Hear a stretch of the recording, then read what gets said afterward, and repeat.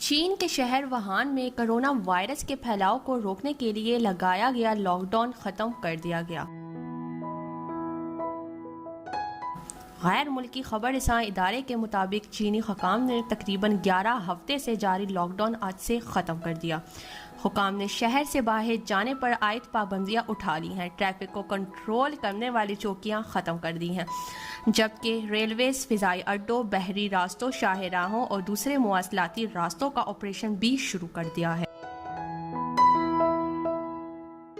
वाज़ेह रहे कि corona virus का सबसे पहला केस चीन के शहर वुहान में रिपोर्ट हुआ था, जिसके बाद ये वायरस दुनिया के 100 से ज़ायद ममालिक में फैल गया है, जिससे अब तक हज़ारों की तादाद में लोग जान बहक हो गए हैं, जबकि लाखों की तादाद में अफराद ताहाल इस बीमारी का शिकार हैं। नौशीन, sportstory.news।